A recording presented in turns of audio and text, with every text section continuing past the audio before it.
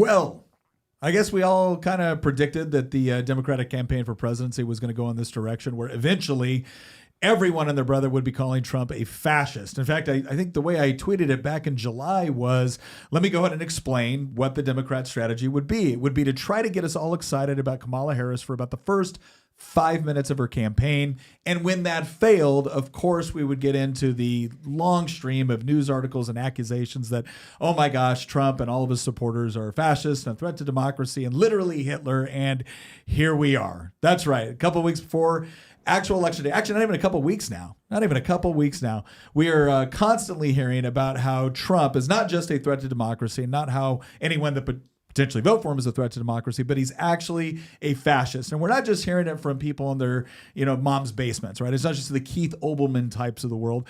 We're hearing it directly from Kamala Harris. We're also hearing it from people like Larry Sabato, who once upon a time, I'm told, was a respected political analyst and still works for the UVA Center for Politics. So we decided to just sit back here for a second and say, okay, it's become pretty common for people on the internet to immediately resort to "you're Hitler" when I disagree with you.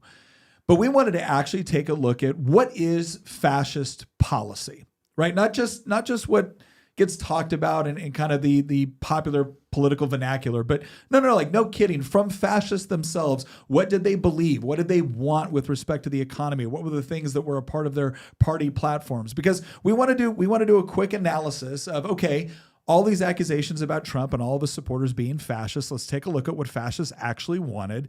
And then let's ask the question, does that bear any resemblance to Trump or his supporters?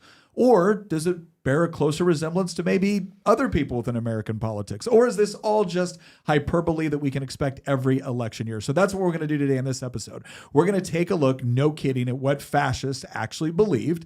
And we're not just going to talk about Nazis. We're going to talk about, Italian fascists.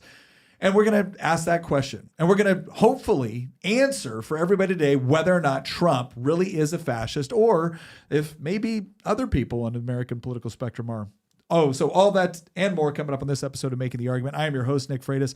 With me in the studio, my beautiful bride, Tina, Queen of the Bees. Hello, everyone. And then, of course, we have our political prognosticator and resident historian, Christian Hines. How you doing, Christian? I'm doing fine. I'm still waiting for Trump to release his campaign platform declaring that Danzig is German. Yeah, right. It's, Alsace-Lorraine is ours now. I think all of us have gotten a little bit tired of this particular narrative.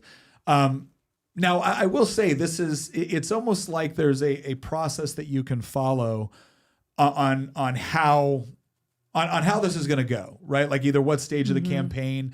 Usually it always starts off with you're a sexist, you're a bigot, you're a racist, and then it eventually goes up to you're a fascist. Now, maybe one of the questions that we should ask ourselves right off the bat is, okay, is this claim unique to Donald Trump? Is Donald Trump the first Republican? They love, you hear Democrats now talk about how much they love John McCain and how much they admired George W. Bush and George H.W. Bush and how Reagan was the great communicator. And you just got to hand it to him. He was just so good at inspiring people, even if we didn't agree with him. But so clearly Trump was, no, that's not the case. In fact, pretty much every single Republican nominee since 1964 has been accused of being a Nazi or a fascist.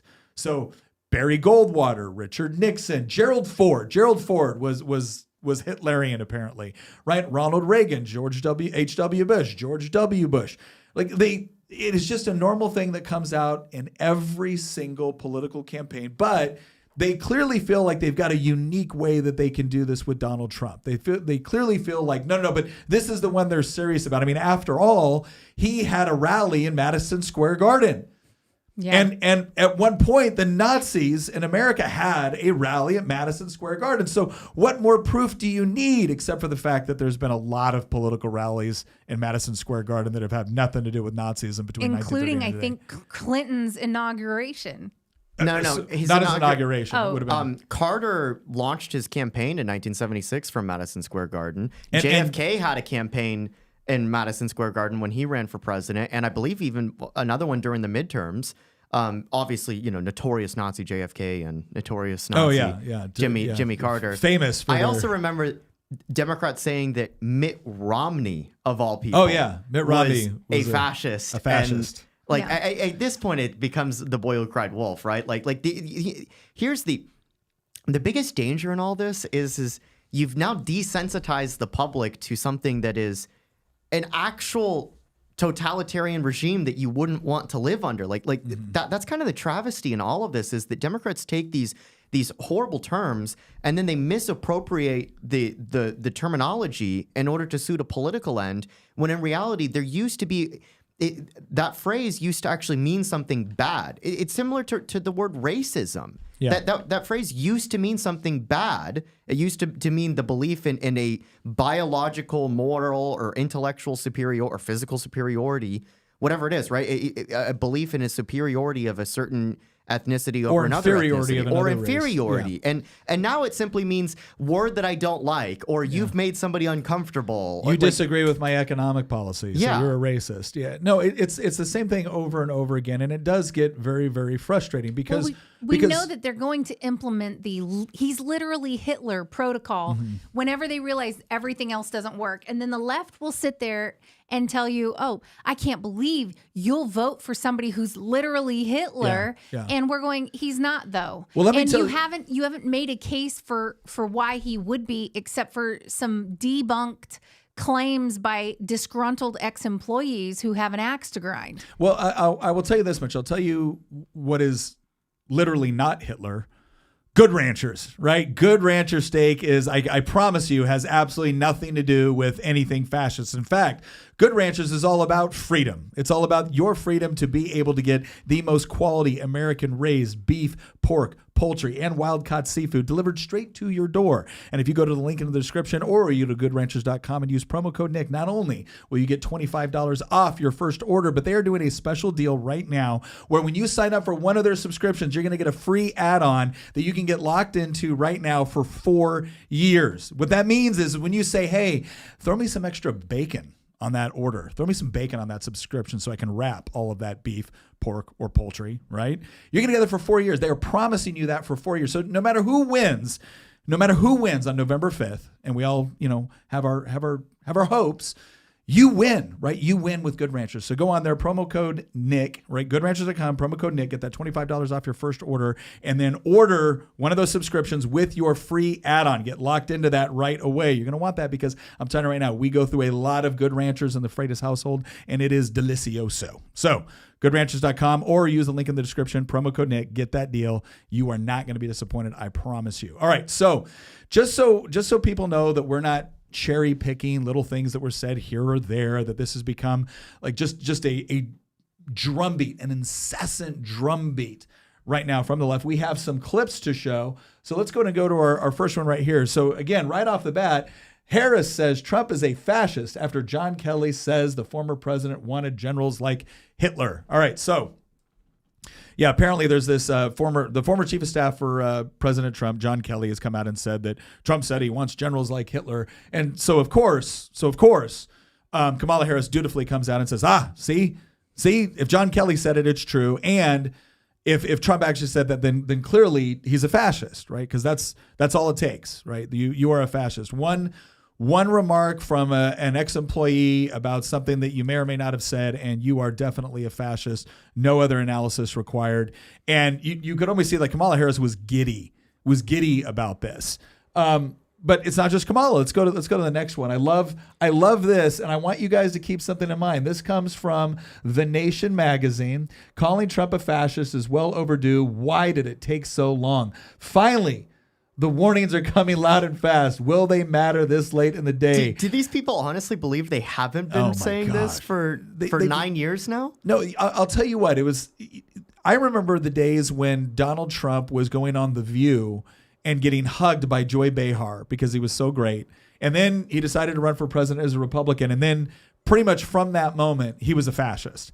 Because again, this is the trend. Remember, they called Mitt Romney a fascist. That's right? because according to them, everybody on the right is a fascist. So it's not just that they're calling Trump a fascist or calling Trump literally Hitler or anything like that. They actually believe that about all of us. Well, and because he is the one leading us, now he thinks, oh yeah, they think it's just perfectly, fine to call him a fascist and Hitler, because that's what they think we all are. Well, I want to say Charles Hurst said it best in the super chat. Thank you very much, Charles. He goes, fascist, you keep using that word. I don't think it means what you think it means. Make sure you read that from an Inigo Montoya voice. That's what I should have done. I'm like, you keep using that word. I don't think it means what you think it means. But it's true that this term fascist gets thrown around by the left all the time. And like I said, what we're doing in this first segment is we're establishing that no, they are claiming it. It is a wide-based claim. And then we're going to actually get into, so what did fascists actually believe? Because this is the part that I don't think anybody has studied. When they say the left believes you're a fascist, that would have a lot more impact if I actually thought that any of these people knew what a fascist was. They have only like the most superficial concept of what it is. And what it is it's Mussolini in his military uniform given this kind of like, bombastic speech. I don't even think they know that. Or it's Hitler, right? It's just Hitler. Fascism is Hitlerism. It's Nazism. That's what fascism is. All they know is it's bad and we are it. Yeah. Can I add one more thing to this? The irony here. No, we as conservatives don't want Trump to have generals like Hitler because Hitler's generals tried to kill him. We want generals that will actually be, loyal to the Constitution and loyal to the chief executive, rather than trying to undermine his presidency, like it happened for Trump's entire first term. You saw that with Milley, and you saw that with others. But the Nation magazine, again, there's another magazine too that we're going to be referencing later on the show called The New Republic, and The New Republic was one founded by Herbert Crawley, who was clearly on the left. Speaking of The New Republic. Take a look at this real quick. We're not going to read it, but just look at it. Yeah. This is the New Republic. And there's their headline. What American fascism would look like. And again, this is an older article, I believe. This came out over the summer. Yeah. This came out like right before the Trump assassination attempt. So for them to be like, oh, we're finally calling him a fascist. It's like, are you kidding me? You guys have been calling us that forever. Remember Antifa? You guys already were calling us fascists, and your little people, all in black with their faces covered because they're cowards, are running around calling themselves anti-fascists and that whole thing, even though they are actually the fascists. Yeah, go to the next one. I want to do this tweet from Larry Sabato. That's right. Christian and I are now blocked by Larry Sabato. He blocked the former chairman of the subcommittee for higher education in the Virginia House of Delegates. Larry Sabato went out and essentially said, I love watching these historical documentaries, from 1930. Oh, wait, no, this is just a Trump rally. So again, he was comparing it to a Nazi rally that took place at Madison Square Garden. And he got called out for it by a lot of people. And then he just summarily blocked everyone. Right, because again, that's including the people that vote on the budget that fund his salary. Yeah. All right, go to the next. That's the irony. The next one here. Can we talk a little bit about Sabato at some point later in this podcast? Sure. And then ABC News: half of Americans see Donald Trump as a fascist. Nearly 2/3 also say Trump often departs from the truth. The poll found. Scroll down on this one because I think this is important. Real quick, actually, scroll back up. I want to say when this came out. This came out October 25th, 2024. So it's a few days ago.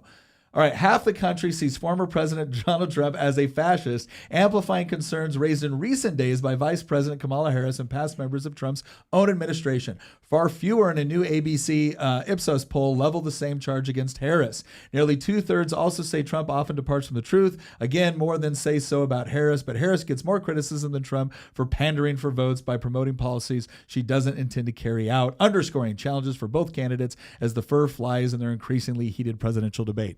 Okay, so I hope at this point we have demonstrated that this is not just a couple of one-off claims. It's not just the Nation magazine or the New Republic, which are both hardcore left-wing magazines. It's also stuff that we've seen in the Atlantic.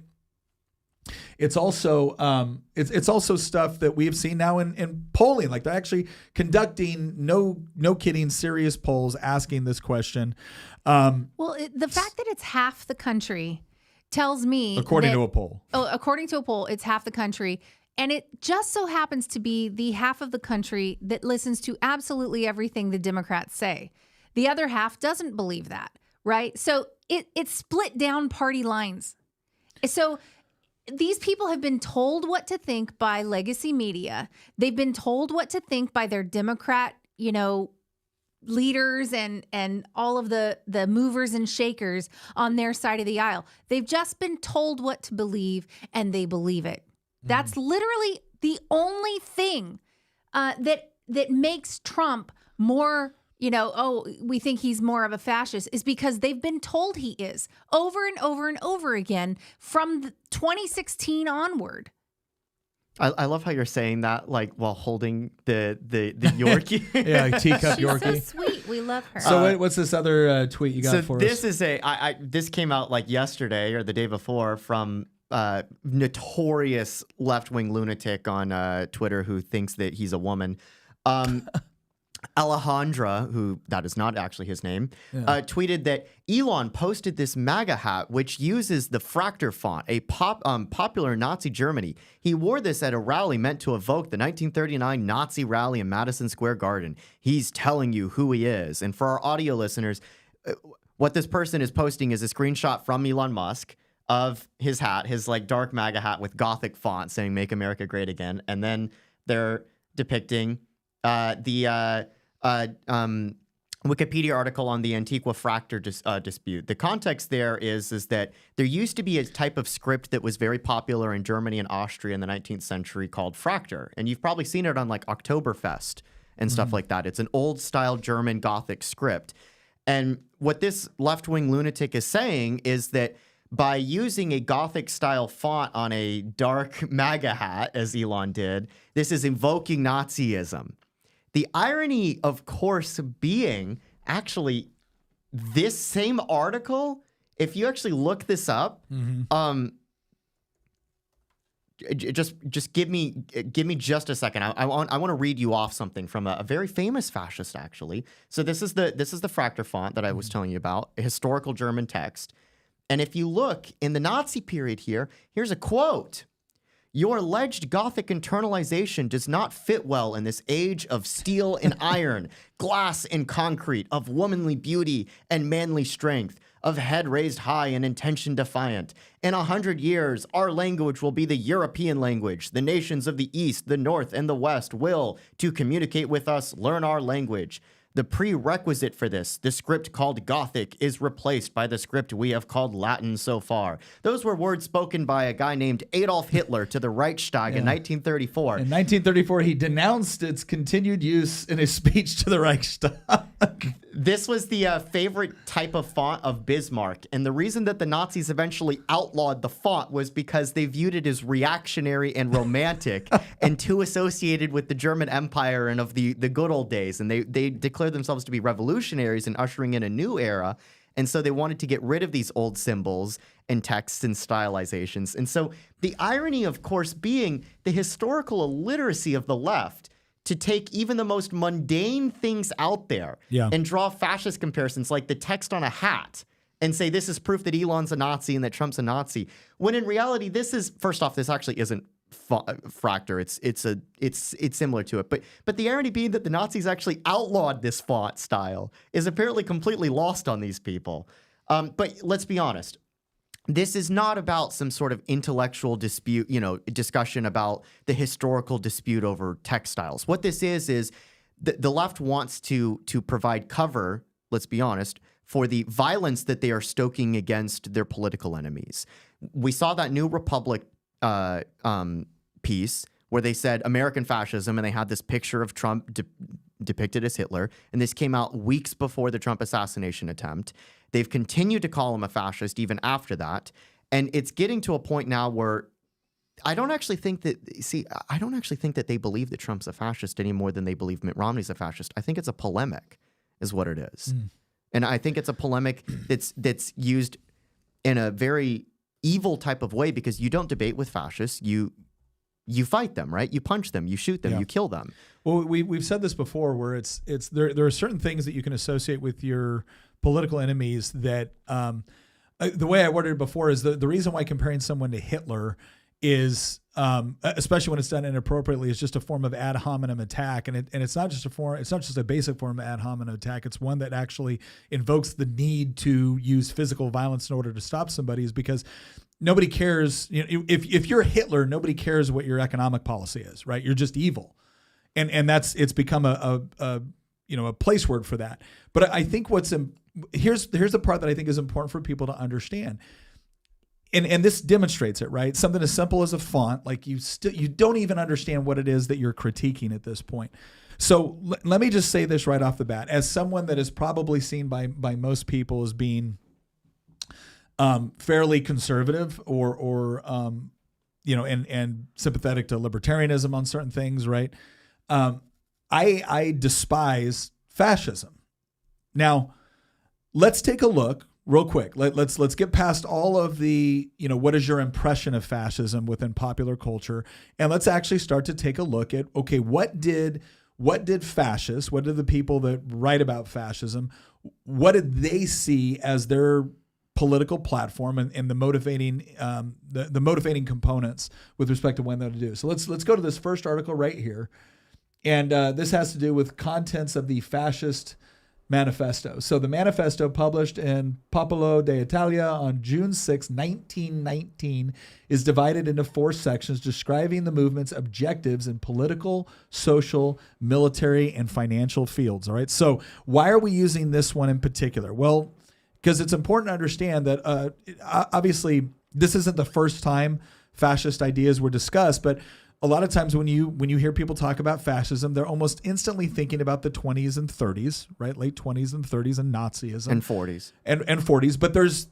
again, this was part of a political ideology that had been developing for a while, and it was the Italians that were the first to, I think, really implement this on any sort of large scale.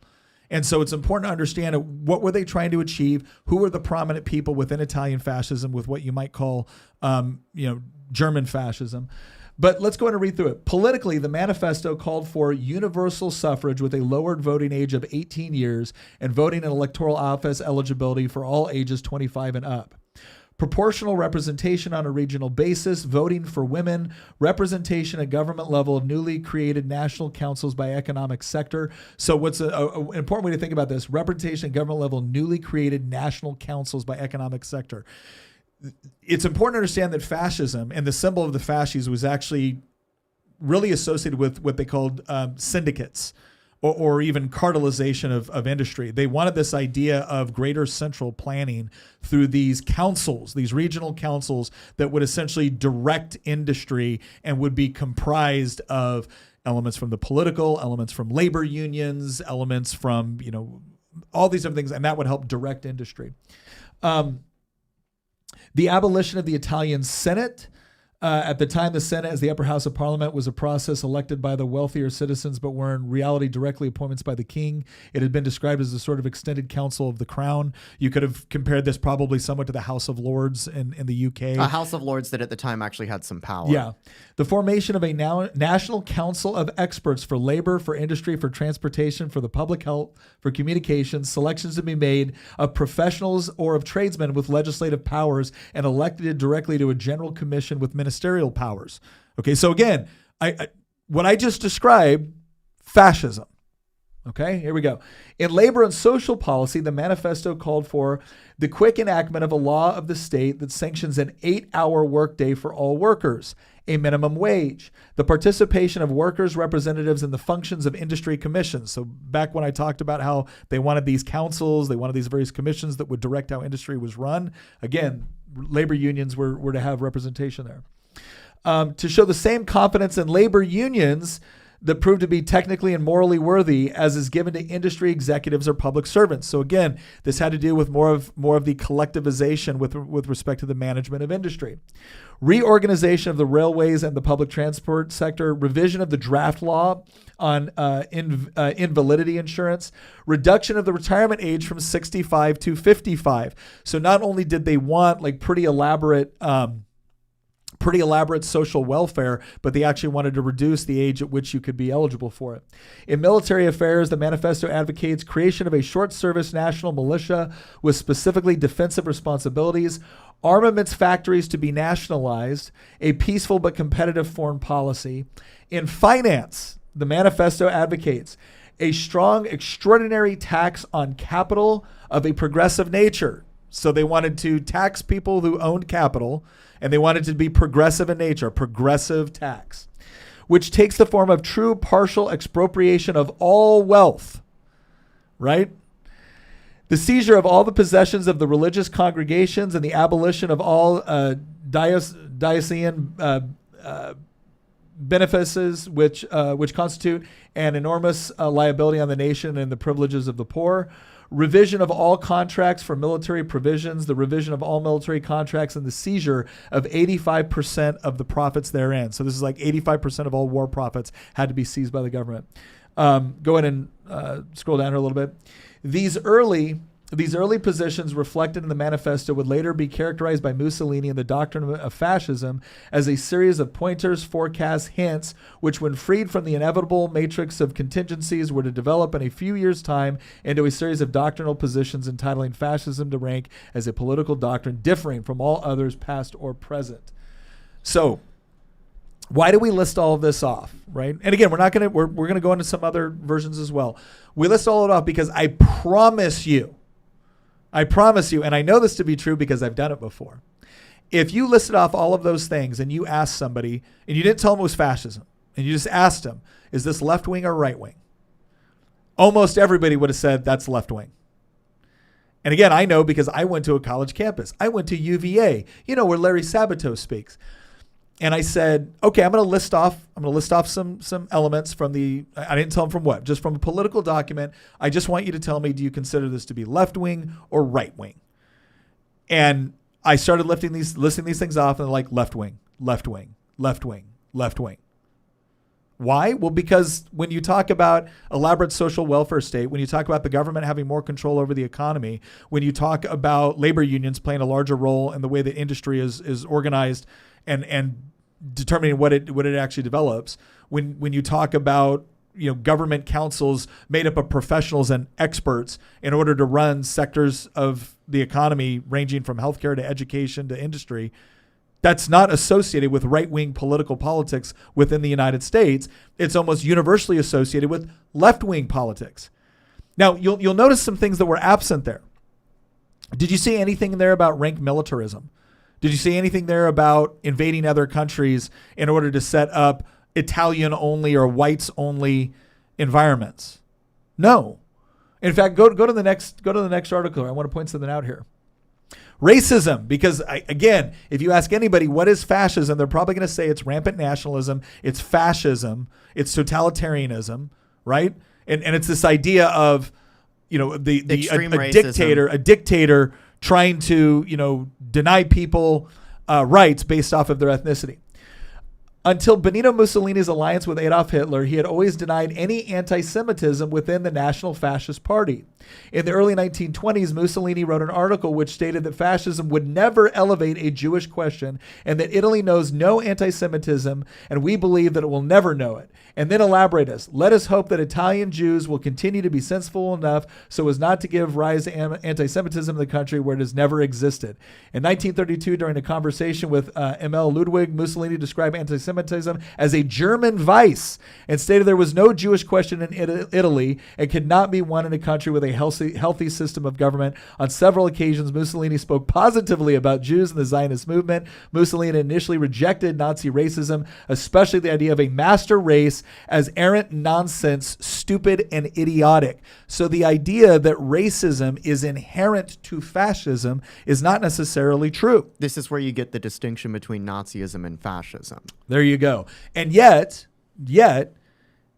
how many of the people with Antifa, how many liberal students do you think I could go to on a college campus and say, hey, I'm going to read off some things to you. You tell me where you think they fall on the political spectrum. You tell me which party do you think would be advocating for this, right? Which party would be advocating for greater participation of labor unions with respect to directing economic output? Which party do you think would be more likely to set up a variety of councils that would be staffed with experts that would help us determine how we should be running everything from healthcare to education to industry? Like there'd be no question. There'd be no question. Oh, yeah, that's Kamala Harris. Oh, yeah, no. If I read off these quotes, who do you think wants to do more for women's suffrage? Do you think they'd say Donald Trump? Right? So what makes this so frustrating is that none of these people throwing this out here have actually bothered to look at what the first major fascist country actually was attempting to implement and the reasons why they were attempting to implement it. This is also why, if you look at American conservatism, with certain exceptions, like American conservatives support women's suffrage, right? But if you look at the people that are pushing for more government control in the form of price fixing, because that's what things like minimum wages are. If you look at things like which political party in the United States are more likely to want to nationalize industry or use the government in order to force industry to operate the way that the politicians think it should, it wouldn't be the American conservatives. That's not what it would be. It would be the left in almost every single case. Let's look at the next one. I find it interesting that you bring this up, though, Nick, because doesn't this,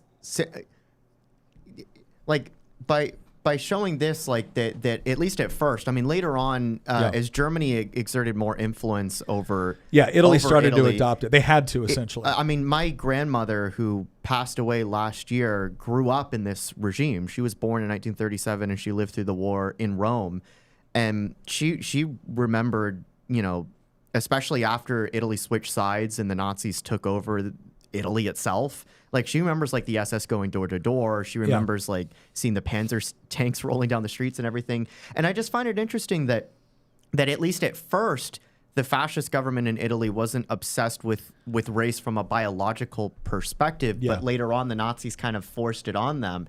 Because that's one of the defining things that the left calls Trump a fascist for, right? They say he's a racist, he throws around racist rhetoric, therefore he's a fascist. But you demonstrated that the original Italian fascists weren't actually obsessed with biological racism. It was the Nazis that we all know were the ones that were obsessed with biological racism. But even their argument actually kind of falls apart, because Trump is, let's be honest, Trump is very supportive of Israel. Like, he moved the U.S. capital to Jerusalem. Yeah. He's repeatedly said that he supports Israel's right to exist.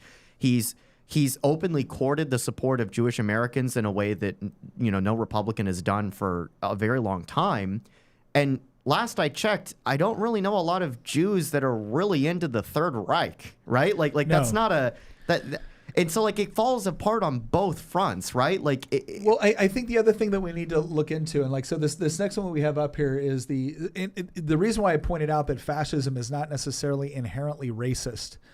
And the other thing that's important to point out is that Benito Mussolini he started off his life as a socialist. Mm-hmm. In fact, Benito Mussolini was in very good standing with Moscow when he was still a socialist in good standing.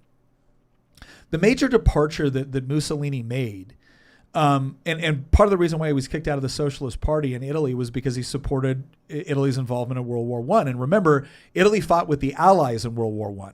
After betraying their original allies. So they were originally allied, the Triple Entente was with Germany and Austria. But it wasn't for offensive. It was only for defensive measures. And then it switched and went to the Allies once it started to become more obvious. They were offered a better deal. And they wanted to get some land from Austro-Hungarian Empire and the whole deal. But the point is that, and this is something too that is talked about in Jonah Goldberg's book, Liberal Fascism. You see the same thing with Hitler. Hitler was also a socialist. So why is it if fascism is just the ultimate enemy of socialism, the ultimate enemy of communism, why were the two major fascist movements within Italy? And again, you can make distinctions between fascism and Nazism. Why were they started by socialists? Now you could say, well, they rejected socialism. Okay, but did they? Because Benito Mussolini, even as he's being kicked out of the Socialist Party, said 12 years of my life should be evidence enough that you will never lose me. The difference is that there was a major difference between National Socialism and international socialism. So if you look at communism, the way that Karl Marx was pushing for it, it was this idea of workers of the world unite. And the way this gets explained is that when you look at people and you look at, traditions within a society, it's a little bit ridiculous to assume that a factory worker in Rome is going to have more in common with, say, a peasant farmer in China than he is with the manager of the factory he's working at in Rome. There's still a shared culture there. There's a shared language there. There's still shared religious convictions, shared tastes History and with respect, and history and food and culture and dance and dress and everything else. And so a lot of these people, if you see them, they were saying like, no, we like these ideas of the nationalization of industry. We like the idea that they were horribly anti-capitalist, despised capitalism.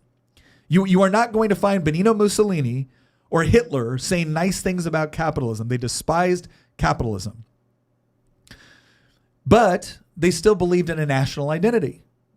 That's actually part of the reason that they despised capitalism. Hitler rails in certain parts of Mein Kampf against the cosmopolitan effects of what he called like the bourgeois world.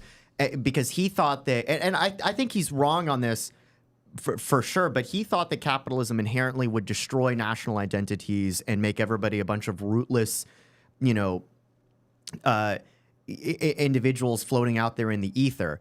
Now, you could certainly argue that globalization does that, especially the type of liberal globalization that you see with like the WEF and the European Union and stuff like that. But the idea of like free trade or the idea of private ownership of the means of production, or that you are entitled to the fruits of your own labor as an entrepreneur just as much as you are as a worker, that doesn't actually deconstruct anything. The only thing it constructs is wealth. But there's nothing inherent in there that actually will deconstruct a nation's identity or a people's history or culture. I think that's a huge mistake that the original fascists and the original Nazis concluded when it came. One of many mistakes, obviously, right? But on the economic front alone, right, when we're just talking about economics, I think that's actually a huge mistake that they made, was thinking that these things will deconstruct these traditional social bonds. I get the other critique of modern day globalism, right? But I think that people are jumping way too far, especially in the fascist camp. They're jumping way too far in their hatred of capitalism itself, rather than their hatred of the very type of technocratic elites that they put in charge of their economies. Well, Hitler, and we're going to go into Nazism as well, and what were the 25 points with respect to what Hitler was doing, because that was in 1920 that he put that out. But I want to get to this super chat real quick. Thank you very much to Torino. What are y'all's opinion on Fascism by Umberto Eco? I notice leftists tend to use it as the go for defining fascism instead of the manifesto. And he's right. What's interesting is that was an article that was published in 1995, and it came up with like several points for how to identify fascism. And some of the points they put in there are pretty good. And some of it too kind of, it varies between, fascism's stated intentions versus how it actually manifested itself in real world. And I think I think that can be beneficial. The problem is though, is that if you look at the way that, Umberto ended up describing fascism, he did it in such a way to where he highlighted elements that would probably be seen as more on the right. So patriotism, nationalism, tradition, things like that. He tried to make that an oversized component of what fascism was, while largely ignoring. So he talked about the racism. He talked about the nationalism. He talked about, the militarism. While at the same time ignoring a lot of the social policy that was actually instrumental within fascism and its connections. Like it is very easy to draw a line between fascist economic policy and socialist economic policy. There's obvious differences, but you can draw a much straighter line there than you can to free market economics. Oh, of course. Yeah, of course. Now, the other thing too that they were frustrated about was, so again, I think that to answer your question, I think that the reason why the left uses is because that and as another author put it, he goes, well, no, that's the parts of fascism that we don't like, and so therefore that's what we're going to define as fascism, and then call the right fascist, because the right does tend to be, more nationalist in the sense that the right tends to be more patriotic toward one's country. The right tends to have more respect for what you would call kind of historical traditions. We don't believe in workers of the world unite. No, we don't. We do believe that nations are set up along certain cultural identities, and those cultural identities are important. And again, it doesn't necessarily mean that everything a culture adopts is good or moral. It's just that we do believe that those things do exist, and that nations largely are developed around those cultural considerations in order to achieve cohesion. Ultimately, what it is that I think that the right recognizes that you have more in common with your neighbor than you do with somebody who lives on the other side of the world but might be in the same economic class as you, because classes are very malleable, right? You can be born in one class and end your life in another class, whereas I am born an Italian, German, an American of Italian, German, and Russian descent. I can't change that. Yeah. It is what it is, right? So... Well, and again, I think it also confuses the differences between fascism and Nazism, right? Because again, I have a hard time looking at what Eco wrote and not thinking you had an agenda. Your agenda was to clearly establish fascism as a right-wing ideology and potentially connected to right-wing elements within the United States. And so you looked at things like machismo, and you looked at things like. But here's an interesting part, though. Scroll all the way down on this. Scroll all the way down. Newspeak. Fascism employs and promotes an impoverished vocabulary in order to limit critical reasoning. No, that's wokeism. That's wokeism. Well, I wanted to say that it promotes I think it's an impoverished vocabulary, but it's an ever-expanding impoverished vocabulary with all these new words that we're supposed to lose and all these new genders that we're all supposed to employ. And if you don't agree with that, then you're a bigot. You're a racist.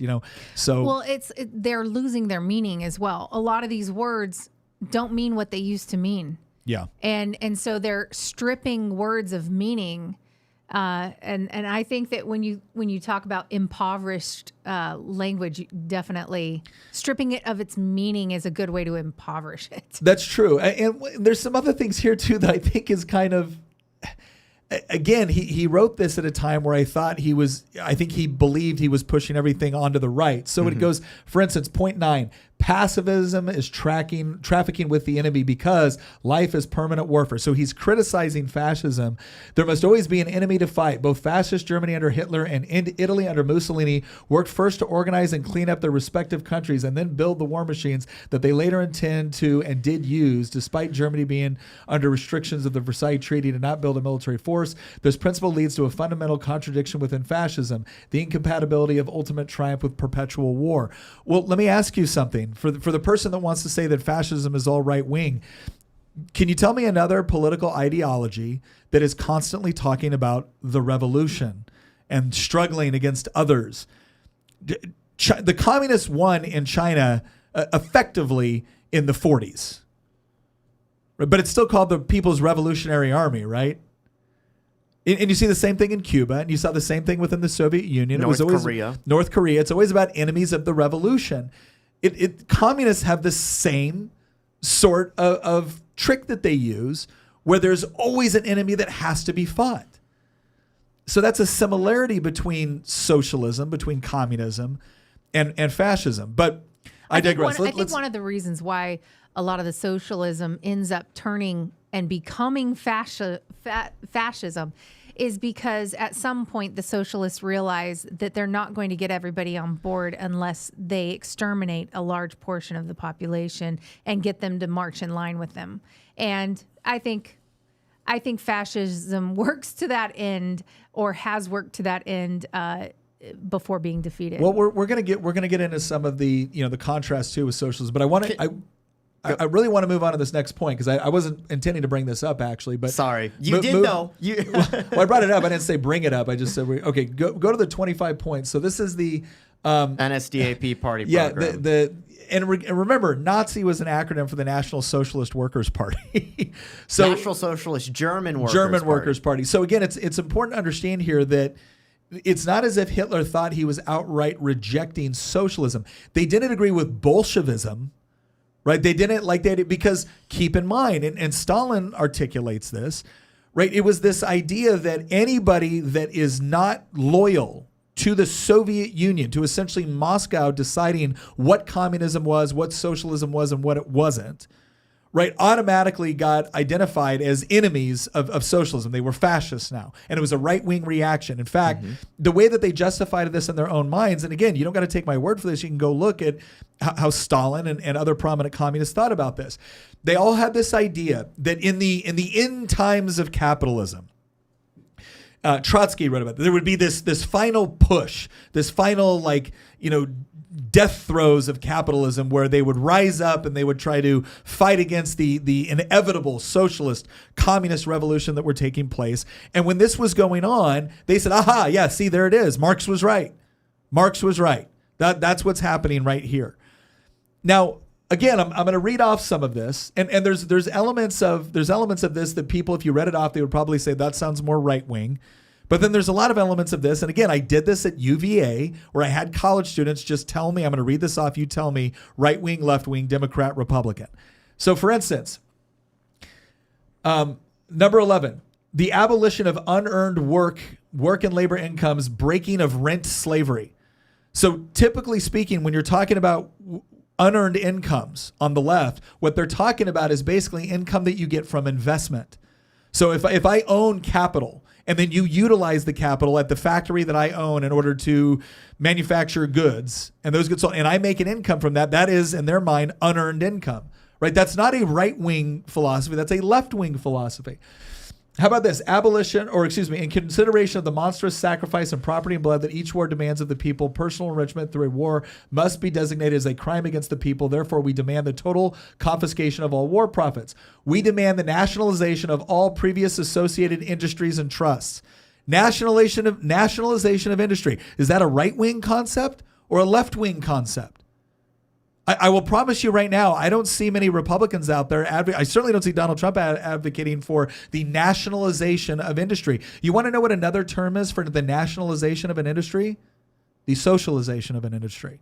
The terms are used practically interchangeably. And there's some areas where that's already been done. You know what? Like, for instance, you've got education. You've also got, they want to socialize medicine. They've been wanting to do that forever, and we do have some forms of it as well. Yeah. But what's really interesting is everywhere that has happened, the system is very broken and not very profitable. You know in a sense. What's so disingenuous about how the left approaches that particular issue?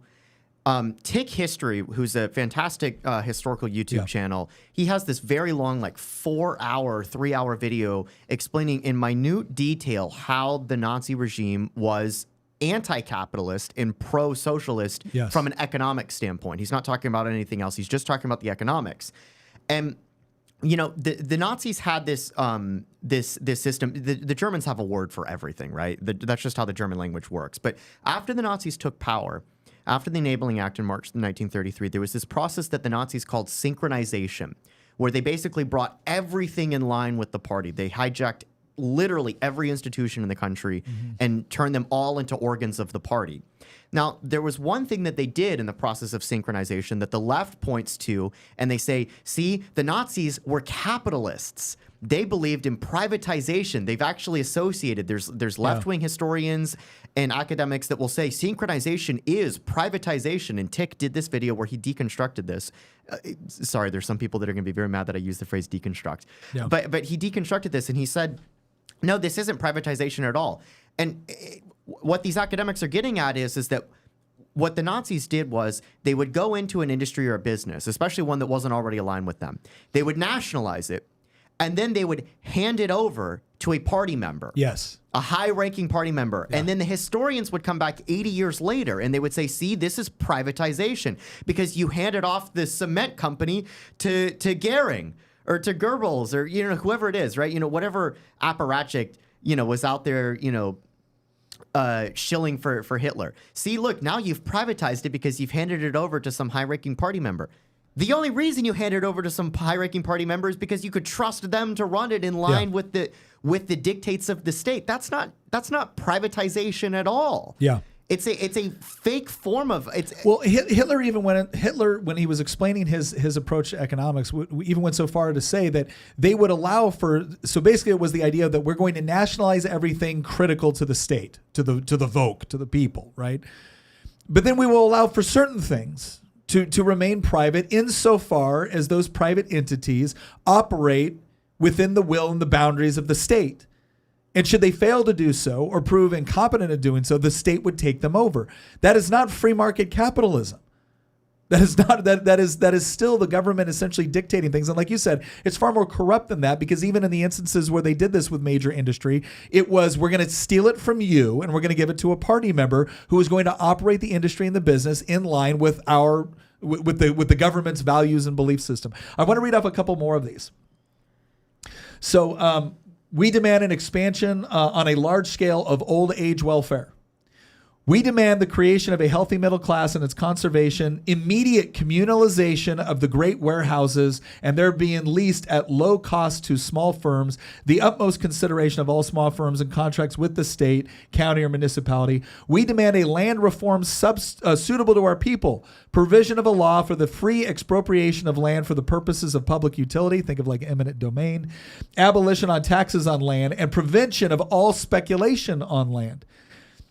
I mean, you just go through this, and again, scroll down a little bit more. I want to read out this other one too, because this one's really important. All right, who does this sound like? If I were to read this off, who would this sound like? Would this be left or right? Sorry, we go. You moved up a little bit. Okay, sorry, right there. Yes, there we go.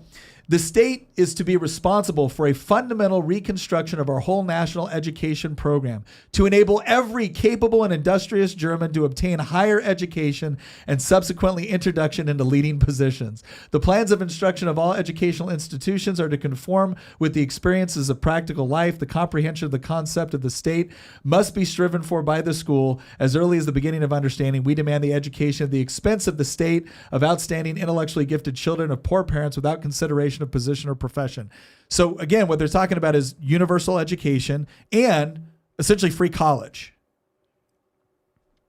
Okay, sound like a... Yeah, and they want to be the ones that dictate what's taught at the free college as well, which is a very left-wing thing as well. Because it's not just, and again, the comprehensive, the concept of the state. So again, this goes into, I remember talking about how we needed more choice in education, and I had a Democrat get up on the other side of the aisle who was also a teacher and say, well, the school's not just about education, it's also about socialization. It's also about, teaching a child on their responsibilities, within society. Like, oh, okay, understand what you're saying, but why does the state get to control that? That's not a conservative principle. It is a conservative principle that we want children to be educated, to be able to operate within a free society, but for the state to take the primary role in dictating to that child what that looks like, that's a left-wing concept. Absolutely. That is a left-wing concept. You know what else is a left-wing concept? We demand legal opposition of known lies and their promulgation through the press. Oh, yeah. Wait, that's like number 23. We demand legal opposition to known lies and their promulgation through the press. That sounds like misinformation and disinformation. That's the whole Ministry of Truth going on. In order to enable the provision of a German press, we demand that all writers and employees of newspapers appearing in the German language be members of the race. This is also one of the differences between Nazism and just Italian fascism. Nazism was inherently racist. But again, the left will look at us and like, see, yeah, that's how it's like you guys, because you're all racist. And we're like, well, but we're not. We're not racist. Yes, you are. Yes, you are, and so therefore you're Nazis. See, here's the difference. You can point to some of these things. I'm going to go up just to number one. Let's be intellectually fair. We demand the unification of all Germans in the Greater Germany on the basis of the right of self-determination of peoples. We demand equality of rights for the German people in respect to other nations, abrogation of the peace treaty of Versailles and Saint-Germain. We demand that land and territory colonies for the sustenance of our people and colonization of our surplus population. All this stuff. Whoever has no citizenship is to be able to live in Germany only as a guest and must be under the authority of legislation for foreigners. So if you were to look at point 5 is the only one that you could really point to and say, okay, yeah, most conservatives would say that if you're not a citizen, you're a guest. And so you don't get the privileges of a citizen. Historically, most conservatives could also point to point 1 and say self-determination for a people is... Well, you point, but there's other elements in here that are very unique to the German situation. Obviously, the Nazis did not believe in self-determination for the Poles. No. Well, one of the ways the Nazis really gained steam in the racism component is by blaming the Jews for everything bad that was happening to the Nazis. Yeah. So basically, everything bad that's going on in Germany is because the Jews are oppressing us. And so because they believed that the Jews were oppressing them in all these ways, they were able to justify absolutely horrific methods for their extermination. That to me looks like a left-wing thing. Well, I don't think it's necessarily the idea that this people group is oppressing us, therefore we can justify all kinds of horrible things toward them is very left-wing. Well, and keep in mind too that when they always associate the Jewish question with the fascists. That started with Karl Marx was I think the one that wrote the original pamphlet on the Jewish question. So in the 19th century, there were always the word something question Yeah. attached to a political issue. A Yeah. very famous example is actually the Eastern question, which dealt with the decline and the disintegration of the Ottoman Empire. It was a geopolitical problem because the Ottoman Empire controlled a lot of land and there were a lot of different ethnicities there, and the great powers didn't know what to do with like the Balkans or the Middle East or, you know, the Caucasus and stuff like that. So like that's a good example. The other one was historically there was something called the German question, which is Germany going to unify? And if so, what are the borders of Germany? Does that include Austria and stuff like that? Now, the term Jewish question, long before the Nazis came along, related to should there be a state for the Jewish people? This is in the 1800s, right? Should there be a state for the Jewish people? What should their role be within European countries like France or Spain or the Germans? Back then, Germany wasn't unified.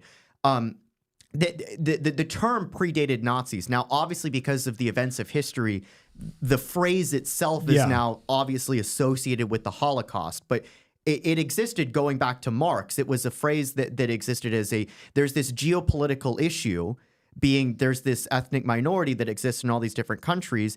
What should their roles be within these different societies? And should there be a state for these people, just like there's a state for the Italians or the French or the Germans? And you know, in the Nazis' eye, they thought, no, in fact, we should just wipe out these people. That's the answer. That's where they got the phrase final solution to the question. My point was that Karl Marx also had deep-seated anti-Semitic, you know. What was Marx himself Jewish or not? He did have some Jewish ancestry. But he viewed the Jewish people though as the stereotype, the misers, the evil capitalists. Yeah, he was definitely Aramaic Discourse says, thank you very much for the super chat. Says there's a small YouTube channel called Lavender that has 2 videos on what fascism is versus communism and conservative movements.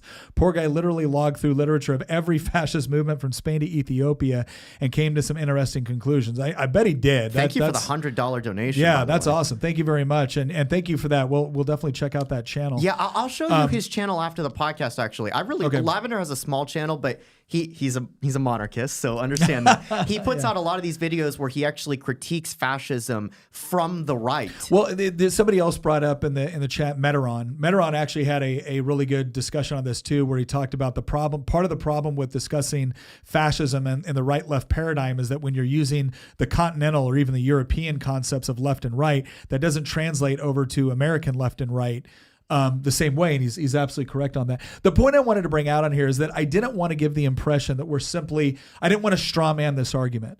All right, there are elements, generally, again, nationalism, patriotism, kind of like admiration for maybe the military, law enforcement, and traditions. These things are, you know, and like religious faith, these things are traditionally associated with conservative values.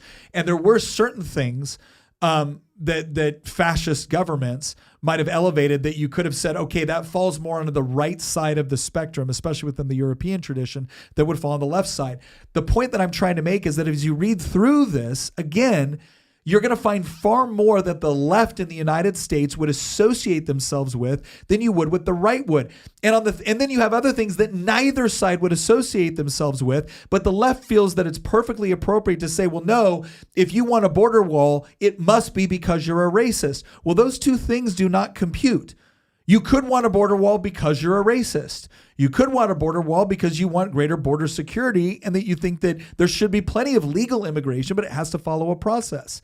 But if they're only going to conclude that if you don't agree with their immigration policy, then you're a racist, that's where they feel like they can get away with calling somebody that disagrees with them a Nazi. But there's so much about it that is just patently absurd, because there are things that you know, different ideologies will align with in here, but not necessarily all of it. And you're starting to see certain organizations coming out kind of making fun of how absurd it has gotten, you know, like, oh, look, Hitler's wearing a suit and Trump is wearing a suit. Babylon Bee did this. Or Hitler ate breakfast and you eat breakfast, you must be Hitler. You know, it's gotten to the point where they're making a correlation between every single little thing and defining it as Nazism when there were a whole lot of points here. And I venture to say that a lot more of it aligns with the left actually than the right. And then the things that actually do align with the right,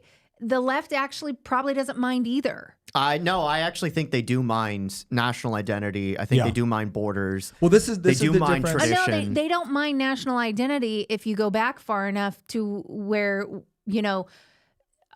pre-colonization. So they would be totally fine with the American Indians having their national identity. The only people They're that aren't not allowed fine with anybody who has conquered another people to do that as well. In fact, they're perfectly fine with the Aztecs and their activities, and their national identity is to be upheld. So if you go far enough back, they're perfectly fine with it. What it is that if you look at the modern left in the United States, because you have to make a distinction between like your traditional Marxists versus your critical theorists. The modern version of the woke left that we see in the United States and much of Eastern Europe right now is or not Eastern Europe, just Europe in general, is not rooted in what you would call tradition, or excuse me, it doesn't subscribe to traditional Marxism the way that Marxists did in like the 20s, 30s, 40s, 50s, 60s, 70s. You have this critical theory version right now, which is heavily influenced by postmodernism, deconstructionism, existentialism, feminism, and that creates the oppressor-oppressed dynamic. So it's not that Marx didn't believe in an oppressor-oppressed dynamic. He just primarily put it along economic lines. It was Herbert Marcuse and others that came in and to some degree Antonio Gramsci, which said, look, you need a broader cultural approach if you're actually going to achieve the end state Marx wanted.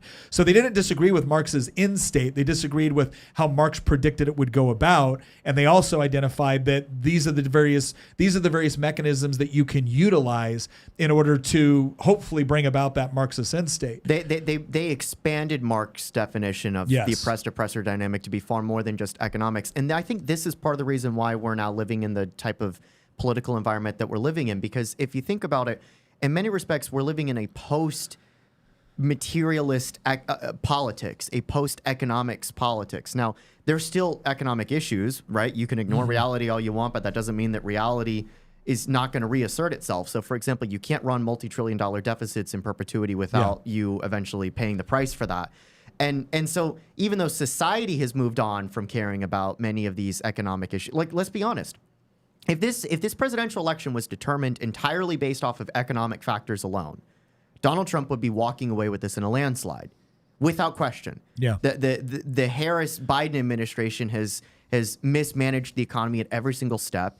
And if you look at things that are tangentially related to the economy, like immigration, they've been disastrous on that as well. They've been like just across the board with the inflation, with the tax hikes, with the Inflation Reduction Act, like their record on economics is atrocious. And yet we're looking at a 50-50 split right now in the public. And I think part of the reason why is because people are not voting just based off of economic performances. They're voting based off of vibes. They're voting based off of culture. Yeah. And when you're in that type of environment, the left can get away more so than otherwise with calling their opponents fascists. And part of the reason why is actually, it goes back to this video that you and I watched from Carl Benjamin, actually, talking about the history of the 20th century. He was answering that controversial point of, is Churchill really the villain? And he actually gave a very nuanced, I think very fair take on what's going on right now. And he explained that in the 20th century, it was a fight between fascism, liberalism, and communism. And liberalism emerged victorious. But in doing so, communism was not defeated the same way fascism was defeated. Fascism was defeated militarily. It was crushed utterly. It was defeated on the battlefield and annihilated. Communism disintegrated under its own internal contradictions. But in doing so, it allowed for cultural Marxism to replace itself and infect liberalism. And this is now, we're now living in a world where the farthest right you can go is liberalism. You can't actually go any further right than liberalism, which is where I am, because if you are any further right than liberalism, you must be a fascist. But if you actually look at the rich, broad history of philosophical interpretations of how society should be organized, there's a lot of things that are right-wing, anti-liberal that are not fascist. Plato is not a fascist. He's not a Nazi, right? Like Joseph de Maistre, who so many historians would say he's a fascist. He was an anti-French revolutionary from Savoy. He's not a fascist, although Wikipedia would say that he's a proto-fascist. He's not. Like, there's so many examples of this throughout history. Like, St. Augustine is not a fascist. But none of these guys are liberals. But because of the way that history played out, And because of who won certain wars or conflicts or the way that certain ideologies were discredited or the methods in which they were discredited, you're only allowed to be as far to the right as liberalism. And if you step any farther to the right of that, you're lumped in with these guys. Yeah. Well, and so here's what I want to do. Jump ahead to the Cato article that says Hitler and Mussolini. Keep going, keep going, keep going, keep going, keep going. There you go. Click on it. Because here's the other thing I want to talk about. And that is, okay, fine. Now that the people that keep claiming people are fascists have actually had an opportunity to look at two major tracks that are associated with fascism. One of them, the Italian fascist manifesto, and then the other looking at the 25 points of Nazism, because again, people conflate Nazism and fascism as if it's the exact same thing when it's not. But either way, they use the terms interchangeably. They call the right Nazis, they call us fascists, the whole deal. Now I want to get into, okay, fine. But when it was happening, right? So we looked at a document from 1919 and we looked at a document from 1920, right? When it was happening in the early 20s, in the mid 20s, maybe in the early 30s, who in the United States was all about it? Who in the United States took some sort of influence or maybe inspiration from some of these things that were going on? So this is an article that came out in 2007 from David Boaz. He goes, what FDR had in common with the other charismatic collectivists of the 30s. So scroll down a little bit. On May 7th, 1933, just 2 months after the inauguration of Franklin Delano Roosevelt, the New York Times reporter Anne O'Hare McCormick wrote that the atmosphere in Washington was strangely reminiscent of Rome in the first weeks after the March of the Black Shirts, of Moscow at the beginning of the 5-year plan. America today literally asks for orders. The Roosevelt administration, she added, envisions a federation of industry, labor, and government after the fashion of the corporative state as it exists in Italy. She was not saying that as an insult. It was a compliment. It was a compliment. This article isn't quoted in Three New Deals, a fascinating study by the German cultural historian Wolfgang Schleibusch, but it underscores his central argument that there are surprising similarities between the programs of Roosevelt, Mussolini, and Hitler. Now, again, that does not mean that they think FDR was going to round up Jews and put them in camps and then kill them all. He was too busy rounding up Japanese Americans later on in his administration and putting them in camps, right? But that is literally an accusation they are making now. Like Whoopi Goldberg went absolutely off on The View just like yesterday or the day before, talking about how Trump's going to separate families. He's going to make it illegal to have a mixed race marriage. Yeah, it's such nonsense. Just absolute absurdity. Well, and they're acting like this is really going to happen. They sound like total tinfoil hat people at this point because he was in office before and never did all the things that they were scared he was going to do, like rounding up people and putting them in camps. Like I remember in 2016, gay and lesbian advocates were saying that they were going to be rounded up and put into internment camps. And they do this every single time. They're having to wrap in the fear component at this point. He's literally Hitler protocol, and they implement it when all else fails. And that's where we are in the timeline right now. And now everybody, all of these talking heads are talking about how we're going to like put people in internment camps and we're going to separate families and do all of this. It's totally, utterly insane, but they fall for it every time. Well, the important part I want people to understand here is that, again, when we're looking at when fascism was being implemented early on, so this is before World War II, right? Because the lines got very, very clear toward the late 30s and obviously in World War II, right? And because the Soviet Union was a part of the Allies, there was this very, very marked distinction between the communists and the fascists or the Nazis. But again, when you look at early on, what were people doing in the United States? Who were the people that were advocating for these sorts of policies? FDR had somebody working for him called Hugh Johnson. So Hugh Johnson was a big fan of Woodrow Wilson because Woodrow Wilson was not an admirer of the Constitution. Woodrow Wilson was an unrepentant racist, by the way, but he was also somebody that believed that the Constitution was standing in the way of his grandiose ideas for how the country should be run. And lo and behold, the president of Princeton University, because that's what Wilson had been, wanted more experts running the country. He wanted the federal government to have more control over society. They talked about wartime socialism during World War I. You saw a lot of the people on the left talking about, we plan during war, we can plan during peace. This was a common refrain from the left. They were admirers of what Mussolini was doing when he first took over in Italy. There was even some admiration for what Hitler was doing. The same Lincoln Steffens that went over to the Soviet Union that said, I have seen the future and it works, was also admiring Mussolini's fascist Italy. Why? Because they saw great parallels in what they were doing with respect to the nationalization of major industry. They saw parallels. Again, the left in America made the connection that National Socialism, the biggest difference initially between National Socialism and communism or international socialism was just that, the national versus the international. They loved the idea of what they were doing with respect to making the trains run on time. And these bold leaders, Herbert Crowley, who was the founding editor of the New Republic, was praising Mussolini. Loved to write articles about these strong men that were going to come in and get things done, that weren't standing in the way. Hugh Johnson used to joke that maybe if we could just get rid of Congress and the Supreme Court for like 90 days, the executive branch would be able to get things done. Hugh Johnson, who was running the National Recovery Act for I think the first 1 or 2 years of its implementation before a lot of it was actually stuck down by the Supreme Court. The National Recovery Act is what FDR was implementing in order to carry out the New Deal.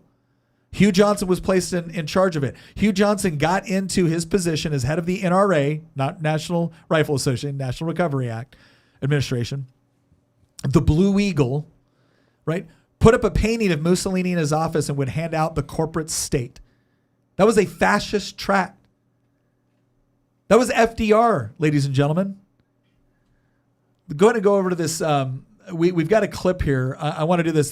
So Jonah Goldberg wrote the book Liberal Fascism, and there's some valid critiques of liberal fascism, and there's some valid critiques of Jonah Goldberg. But I thought this is a really interesting book, in part because of all the quotes we have for it. So I want to play off this clip. We're starting at minute 32. So there's going to be a little bit of a lead in here, and he's going to go into again what the American left was saying about fascism. So let's go ahead and hit play on this. Oh. And of course, it's... Of course. Hang on. Every time. There we go. Let's see. Okay. Nope. I still can't. Not working. What? All right. You can go check it out for yourself. Go ahead and I got another article in here. Go ahead and click out of this. Go to this. This is an excerpt from it. Okay. So here we go. So this is Jonah Goldberg explaining how race did actually turn kind of the American, the whole issue with race and what Nazis were doing turned American public opinion on fascism. He goes, race did help turn the tables of American public opinion on fascism, but had nothing to do with the Jews. When Mussolini invaded Ethiopia, Americans finally started to turn on him. In 1934, the Cole Porter song, You're the Top, engendered nary a word of controversy over the line, you are Mussolini. When Mussolini invaded that poor but noble African kingdom the following year, it irrevocably marred his image, and Americans decided that they had enough of his act. It was the first war of conquest by a Western European nation in over a decade, and Americans were distinctly unamused, particularly liberals and blacks. Still, it was a slow process. The Chicago Tribune initially supported the invasion, as did reporters like Herbert Matthews. Others claimed it would be hypocritical to condemn it. The New Republic, then in the thick of its pro-Soviet phase, believed it would be naive to blame Mussolini when the real culprit was international capitalism. And more than a few prominent Americans continued to support him, although quietly, the poet Wallace Stevens, for example, stayed pro-fascist. I am pro-Mussolini personally, he wrote to a friend. The Italians, he explained, have as much right to take Ethiopia from, he uses a very derogatory term, as it take it from the other. Anyways, I'm not going to get into that. I don't want to get, anyways. But over time, largely due to his subsequent alliance with Hitler, Mussolini's image never recovered. That's not to say he didn't have a good ride. Scroll down. In 1923, the journalist Isaac F. Marcuson wrote admirably in the New York Times that Mussolini is a Latin Teddy Roosevelt who first acts and then inquires if it is legal. He has been of great service to Italy at home. The American Legion, which had been for nearly its entire history a great and generous American institution, was founded the same year as Mussolini's takeover, and in early years drew inspiration from the Italian fascist movement. Do not forget the Legion's national commander declared that same year that the fascisti are to Italy what the American Legion is the United States. Thank God that isn't true anymore. In 1926, the American humorist Will Rogers visited Italy and interviewed Mussolini. He told the New York Times that Mussolini was Italian. I'm pretty high on that bird. Rogers, whom the National Press Club had informally dubbed Ambassador at Large of the United States, wrote up the interview for the Saturday Evening Post. He concluded dictator form of government is the greatest form of government. That is, if you have the right dictator. In 1927, the Literary Digest conducted an editorial survey asking the question, is there a dearth of great men? The person named most often to refute the charge was Benito Mussolini, followed by Lenin, Edison, Marconi, and Orville Wright, with Henry Ford and George Bernard Shaw tying up sixth place. In 1928, the Saturday Evening Post glorified Mussolini even further, running an 8-part autobiography written by El Duce himself. The series was gussied up into a book that gained one of the biggest advances ever given by an American publisher. And why shouldn't the average American think Mussolini was anything but a great man? Winston Churchill dubbed him the world's greatest living lawgiver. So even Churchill had some issues there. Sigmund Freud sent Mussolini a copy of the book he co-wrote with Albert Einstein, which he inscribed to Benito Mussolini, from an old man who greets in the ruler, the hero of culture. The opera titans Puccini and Toscani were both pioneering fascist acolytes of Mussolini. Mussolini was a particular hero to the muckrakers, those progressives, liberal journalists who famously looked out for the little guy.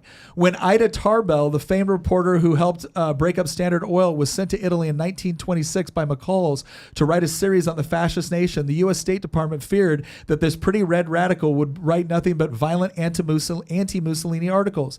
Their fears were misplaced. Tarbell was wooed by the man she called a despot with a dimple, praising his progressive attitude toward labor. Similarly spent was Lincoln Steffens, another famous muckraker who is today perhaps dimly remembered for being the man who returned from the Soviet Union and wrote, I've been over into the future and it works. Shortly after the declaration, he made another about Mussolini. God had formed Mussolini out of the rib of Italy. As well as we'll see, Steffens saw no contradiction between his fondness of fascism and his admiration of the Soviet Union. Even Samuel McClure, the founder of McClure's magazine, the home of so much famous muckraking, championed fascism after visiting Italy. He hailed it as a great step toward and the first new ideal in government since the founding of the American Republic. This goes on and on and on, and what you see is consistently across the board, it was the left that was not only praising Mussolini, not to say that there weren't figures that could be associated with the right as well, Winston Churchill being an example of this, but it was also the left in this country, in the United States, that was attempting to implement the same sort of policies that Mussolini was in Italy. The New Deal is not free market capitalism. The New Deal, in fact, Mussolini even said, we have an ally in FDR. Because what he's implementing over in the United States is very similar to what we've been trying to implement over in Italy. The problem is that there's two problems. The first one is that the left doesn't actually care about any of the history here, because the left has a pop culture understanding of fascism and especially Nazism, and they simply use these words, just like they use the word racist or increasingly the word traitor, in order to smear their opponents, because you don't negotiate with fascists or Nazis, you just kill them. Yeah. And so when they put up pictures that look like Trump as Hitler, alter his hair and give him a mustache and everything, like when they call him a fascist, when they use things like, the Gothic style MAGA hats and say this is a, fascist coded, what they're simply trying to do is that they're sending a message to the general public that you don't need to be looking at these people and giving them the time of day. You need to be inflicting misery and pain on these people because they're the bad guys and we're the good guys. We've established ourselves as the moral arbiters, and we're excluding a huge swath of the public by saying that they're moral anathema. And so nobody cried when Hitler nobody cried when Hitler shot himself. Killing Hitler is not something anyone feels bad about. And so it's like, we know where this they're guy's going Hitler. with Let's this. go ahead and take care of this. And I feel like the more they dog whistle for that, the more they try to alert the crazies within their ranks to actually go and try to kill him, it's just the more unhinged the left's attempts at winning this election have become, the more they're resorting to these crazy tactics of trying to label all of us Hitler or all of us Nazis. And, you know, any correlation proves their point. You know, you like breakfast, he likes breakfast too, he must be a Nazi. And so I just, at some point, it all kind of becomes white noise, especially we'll call it liberal white noise. They're trying everything. They're hoping something sticks on the wall. I mean, they're throwing it all in, and so it doesn't matter if it matches up. It doesn't matter if there's any truth to it. People have been programmed to be triggered by certain words. They're saying the trigger words, and they're hoping that it triggers something else. Well, there's no question. So let's get something clear. I'm not confused that that's what's going on. Right? I'm not confused that the left has essentially created a narrative around this word without any real understanding or even desire for there to be deeper understanding of what these movements actually represented. They certainly don't want anybody to realize that fascism has far more in common with the sort of platform they would like to realize here in the United States than anything that the right would like to do. And to finish that thought, and the reason why I wanted to do this is because I wanted people to actually see this is what these regimes wanted. Not just the caricature, this is what they wanted. As I read this off to you, what does it sound more like? Now, the reason why I do think that's important is because the word fascism is rightfully associated with just horrific deeds and actions. It is not tenable for anybody to be a fascist in the United States. It is not tenable. But it's perfectly fine to be a socialist, even though Nazis refer to themselves as National Socialists, even though Mussolini described in essence fascism along the lines of National Socialism. What I want people to understand through this is I'm not making the claim that Kamala Harris is a Nazi. I'm not making the claim that any one of my political opponents in the United States necessarily, like the Walls, is an Italian fascist. I'm not making that claim. What I am making the claim is that there is something about socialism, national or international, which inevitably leads to the concentration of power in the hands of a relatively small group of people, and then it inevitably creates the sort of authoritarian and totalitarian states, because you cannot pull off what they want to pull off unless you have that kind of power over people's individual lives. Right, because you can't, dissent is not allowed. You can't disagree. You can't willfully go against whatever they want to do. And the only way to deal with you, if you are the type to fight back or to say, I don't want to go along with this, they have ways of dealing with you. But again, I'm not trying to jump 3 parts ahead and say if Kamala gets elected, right, we're all in concentration camps. I don't want to make the same mistake that they're doing. What I am saying though is that this was a discussion I had recently with I think it was with Konstantin Chrisen and Francis Collins with Trigonometry. Is we were talking about this idea of like it's important to understand that things like freedom of speech, that is not a leftist value, right? That's not freedom of speech is not a value for the communist. It is not a value for the socialist. It is not a value for the fascist. Why? Well, because if you have freedom of speech and freedom of inquiry, well, then you can essentially say things and do things and disagree with them on things that they think are detrimental. There's a reason why they keep saying that speech is violence, hate speech is violence. That's not merely to try to prevent you from saying things they don't want. It is also in order to create a moral justification for using force against you if you use that language.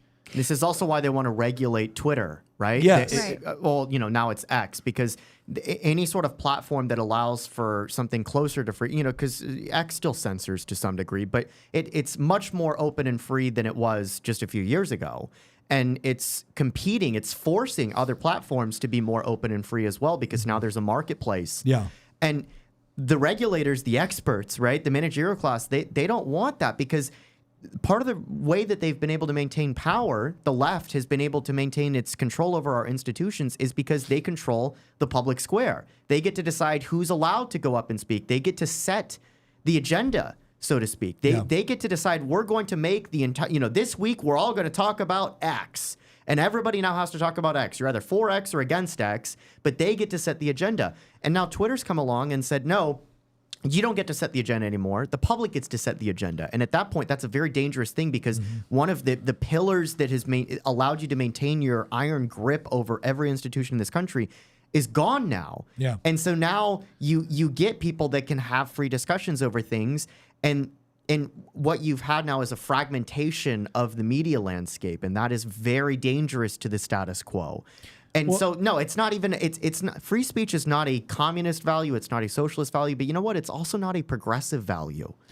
I wanted to say, though, that there's a lot more. If you look at sort of the playbook of how does all of this sort of step 1, step 2, step 3 happen in line, and you look at history and how these things morphed into other things, and how so much loss of life happened and horrific things happened, you can see step by step, looking at us and going, hey, they said something I don't like, that must make them Hitler, is really, really different from, hey, this organization's actually going after people with lawfare. While they accuse us of wanting to do the same thing, they're actually doing it. This organization or this group of people wants to get rid of your freedom of speech. This group of people wants to get rid of your mechanism by which you can defend yourself against an oppressive government. They want to get rid of your Second Amendment rights. During COVID, they were calling for all kinds of crazy things against those who didn't comply. Yeah. And so I look at the left and I see all of the things that they have said they want to implement, all the things they are implementing, and the route they take to dehumanize entire groups of people that they disagree with. I see that as much more identifiably in line with these pieces of history where there was a ton of loss of life. Okay, so a lot of these horrific things happened as a result of a lot of what these kind of people are doing at this point. And so when I say, oh, I think that, so you said, I don't want to skip a couple steps and say they're just going to put us all in internment camps, right? Or whatever it is. I get all that, but you're skipping a couple steps to get there, but it's still there. See, it's still there in the lineup if you just look at the history of what leads to what, and especially if you don't fight back. And that's one of the reasons why all of us have gotten totally sick of being called fascist, totally sick of the Nazi thing. It's stupid, it's ridiculous, and it's worth being mocked at this point. And we used to be so worried about the left thinking that we were mean. We used to be so worried that the left would call us these names and that people would actually believe it. Now we're to the point where it's like, you guys say this about everything. You can't even be taken seriously anymore. You're so unserious as a party or unserious as an ideology that no one even cares what you think anymore. We don't care what you like. We don't care what you dislike. Like, your words have no more power. You cannot cancel us anymore. And you used to be able to threaten that we would be canceled. And now we don't care. Do your worst. I'm not scared of you. And that's where we're at on the right now, where we're like, we're not scared of you. You've called us Nazis forever. It's never been true, but we're not going to keep defending this. Because we have gone through multiple times and shown how the left is much more in line with this ideology, with this manifesto, than the right ever has been. And it doesn't matter. They still won't believe us. And the reason why is because they're gullible enough to believe whatever their party leaders tell them to believe. And their party leaders happen to be journalists. They happen to be Hollywood. They happen to be in all kinds of positions of power in the education system and higher ed. And so they've all been wired to just believe whatever is fed to them. And those of us who won't believe it now are being labeled as, basically, we're inhuman, right? We're all worth go smash a Nazi, go punch a Nazi in the face. And we're to the point where we're going, whatever. You guys want to justify whatever horrible things you want to do to us. That's fine. But guess what? We're going to fight back. Good luck with that. I don't disagree with that. I think here's what I'll say. Herbert Crowley wrote a book called The Promise of American Life. And one of the things that Herbert Crowley did, which is what a lot of socialists do, is they create this image of an end state, and they get you so focused on that you forget what they actually plan to do in order to achieve it. And what he really wanted was a hard, like it was described once as a hard-headed planning by a disinterested elite that would bring about the promise of the American life, right? It was this idea of a strong national purpose which triumphed over, mundane things like individual liberty, right? Because the only way they can actually carry out all these wonderful things they want to do for you, you're going to have to give up. Right? What was it that we heard all during COVID, right? You have to give up your individual rights for the collective good. Mm-hmm. This always is the reason why collectivism always seems to end in this. There's only one branch of collectivism I've ever seen that hasn't ended in this, and that's the people that are what you might call the anarcho-collectivists or the anarcho-communists, because they literally don't believe in using, they're pacifistic in nature. They don't believe in using force. They just want to live the way they want to live off on their little commune. And guess what? Nobody's bothering them in capitalist countries. I don't care if you do that. Go for it. Doesn't bother me at all. But every other collectivist movement is absolutely committed to the idea that you must get on board. You got to come along for the ride. You've got to come along for the ride. You've got to be with us. You got to subsidize us. It doesn't work without you, apparently. Mm-hmm. It's one of the. And if you want, we'll exterminate you for it. And that's several steps down the road. It's one of the things that I find so comical about all of the critique. Whenever someone from a free market or a capitalist country says, well, if the communists do such a great job, then why is the Soviet Union this? Why is Cuba like this? And it's always our fault. So somehow the great communist, the great socialist experiment can never take place unless all of us are on board. Otherwise, it seems to fail miserably. And the reason why I wanted to talk about this was not just to point out. So let me say what I didn't want to do. My goal here was not to basically reverse the claim. We're not the fascists, you are. I'm rubber, you're glue. Yeah, that was not the claim. It was not also purely to demonstrate that, no, Trump is not a fascist. His supporters are not fascists. That is not what is motivating people. It was also to point out, and I think this is important, that so much of fascist doctrine is rooted in left-wing collectivist ideology. And the reason why I think that's important is because I don't want anybody on the right to make the improper friend-enemy distinction of saying, well, if the left hates it, it must be all right. That's happening already. You said earlier, Nick, you said that it is unsustainable was the word, I think, for anybody to be a fascist in the U.S. And that's true, right? But I like we've talked about this, there is a backlash that's taking place, especially within the youngest generation. And they're not necessarily like identifying with like these because let's be honest, these are historical regimes, right? Mm-hmm. Like, I mean, even going back to the Nazi points, like there's stuff in there that was relevant 100 years ago in the sense that they're talking about like World War I and the Treaty of Versailles and stuff like that. But like you are seeing, I think Rudyard's right when he said that like our world has decided to look at the Nazis and say, let's be the opposite of that in every way. And now we have some unfortunate consequences as a result of that. Like we're demonizing masculinity, for example. We're saying that nation states can't exist. And the response from certain people has been a mistaken response, which is they look back at history and they see these regimes and they say, well, you didn't demonize these things. And so therefore I'm going to fall into this dark rabbit hole. And I think that the job of conservatives in the U.S. is to look at this younger generation and be like, no. You don't need to look at Mussolini to find an example of masculinity. That is an incorrect thing. The left is telling you that these things are evil and that these things are correlated with fascism, but they're actually not.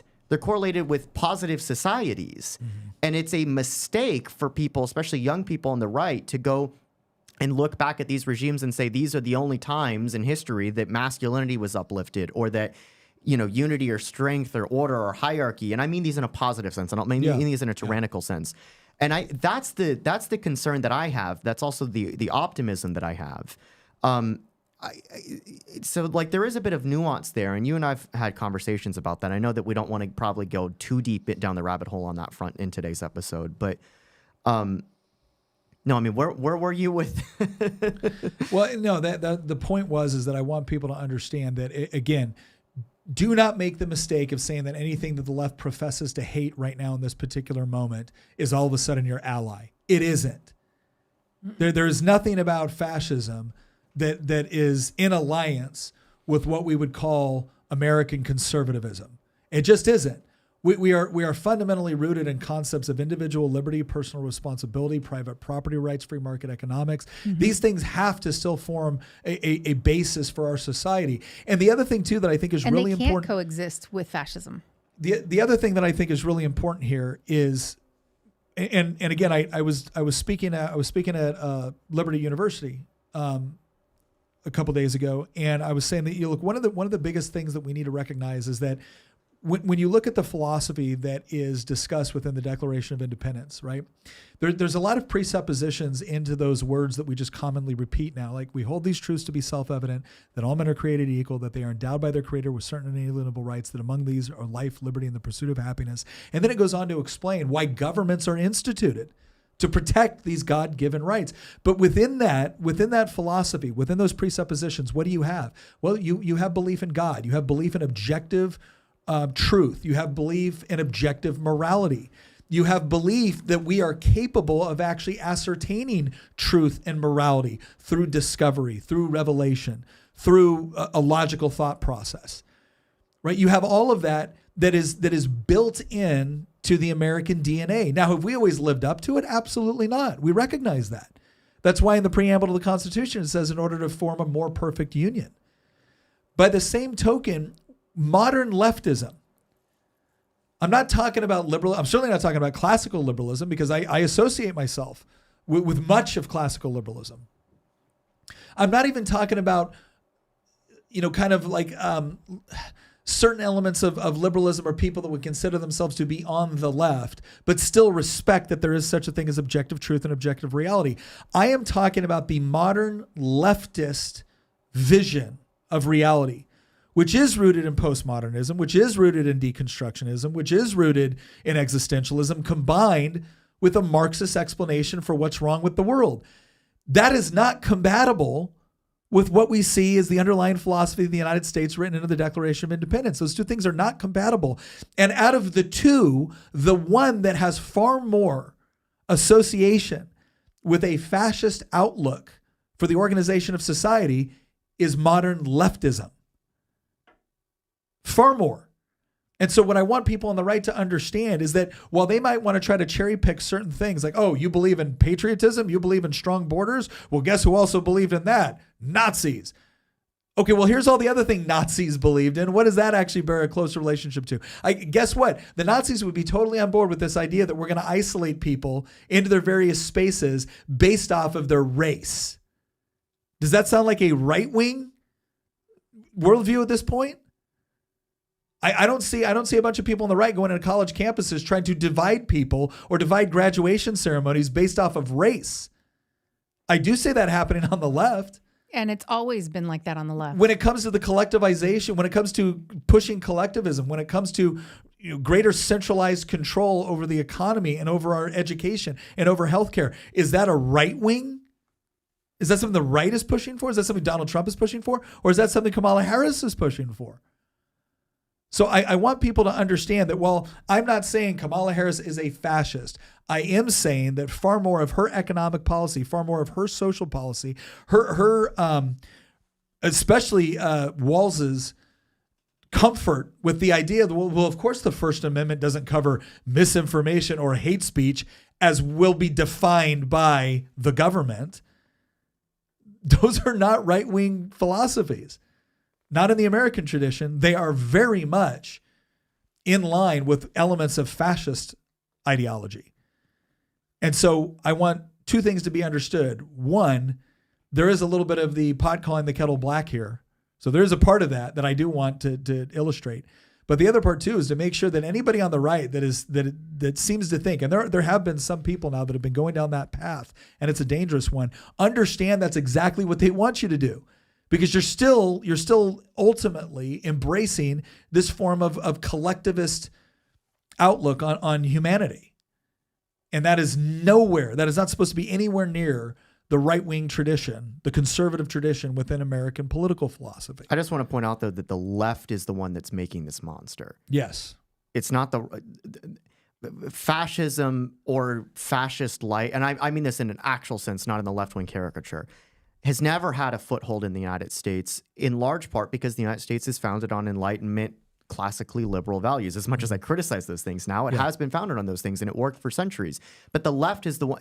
The left is the one that is starting to create this monster. Like, I had a conversation with a couple of friends of mine that grew up in college Republicans with me and everything, and I was at the Family Foundation Gala a few weeks ago, and we were having a conversation about this, and we were talking about how very reactionary many younger people are on the right. Like, these are like Zoomers, basically.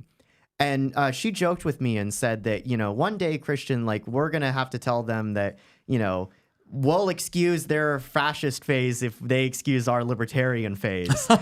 And I don't mean this in a sense that, like, this younger crowd are, like, literally fascists. Again, I think that fascism and Nazism are unique historical movements that existed in a particular time and place that is not applicable to the world of 2024 in the United States, right? Yeah.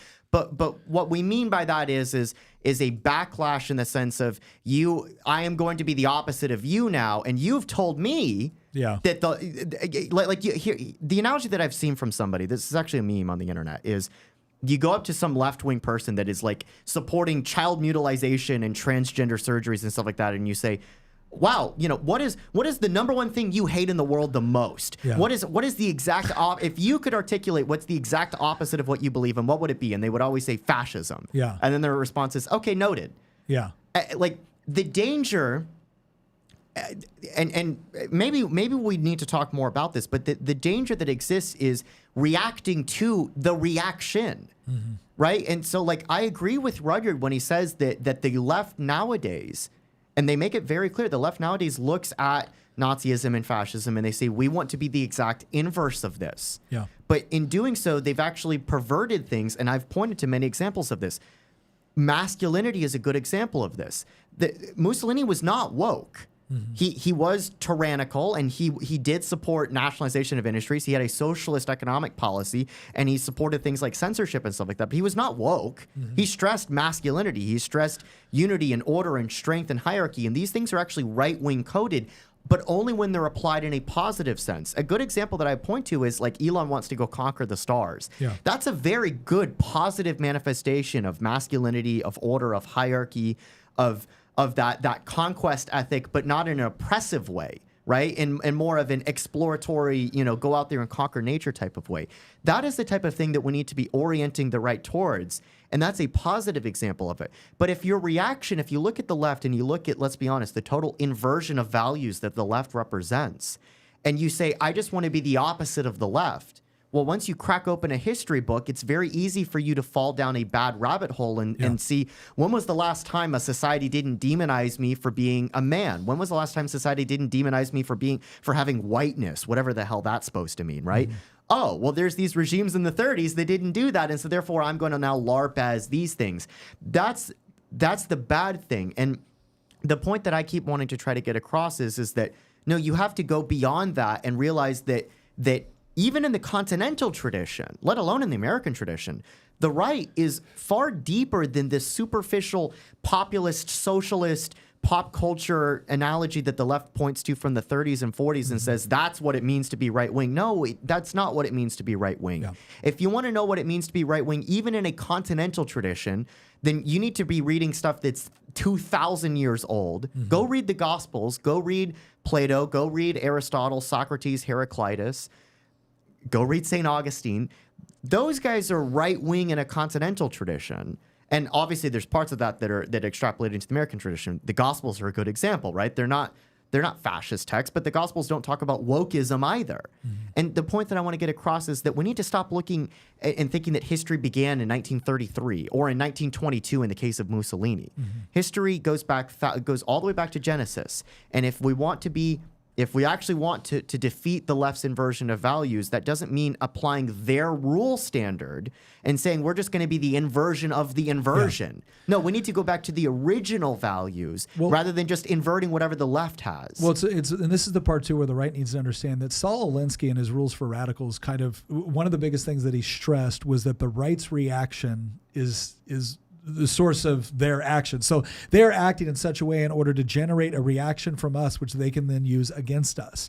And so you have certain people on the right that, to your point, are buying into this narrative that I just want to be the opposite of whatever that nonsense says. Like, no, you want to be good and you want to be honorable and you want to have certain moral standards and standards for reality and use the laws of logic and properly understand history within context so that you can discern between that which is good and that which is bad. There's this excellent line in I think the book's called A Pilgrim's Regress, and it's is it C.S. Lewis? Forgive me, I forget the author, but it's talking about this moment, and this man is being held captive by the spirit of the age. That's what it's called, the spirit of the age. The zeitgeist. And he's in jail, so he's in shackles, and someone comes up to deliver breakfast to him, and he has his milk and his eggs, and he drinks the milk, and he goes, "Oh, how delicious is this?"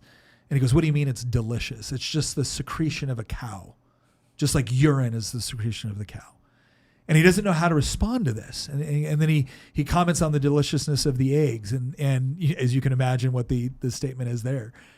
And he goes, as he was being held captured by the spirit age, it was like, I think it was along came truth and rescued him and said, "You lie because you do not know what nature is meant for nourishment versus what nature is meant for refuse."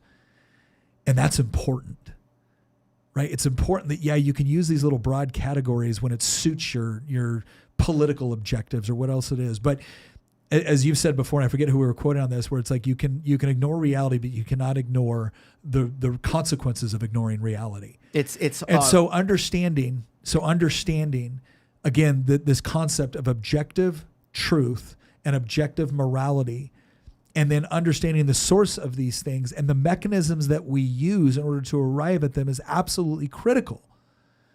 And unfortunately, we do have a modern left, which I feel, again, it's not just that I don't like collectivism. It's that they've also bought into this idea of postmodernism, where we can reject fundamental elements of reality if it doesn't suit our political objectives. And that's what we're running up against, because how do you have an argument with someone that believes that? How do you have a discussion with someone that honestly believes that linear thinking is an attribute of whiteness? I didn't make that up. They wrote that, put it on a flyer, and then stuck it in the Smithsonian. Linear thinking, the scientific method, the laws of logic, these are attributes of whiteness now.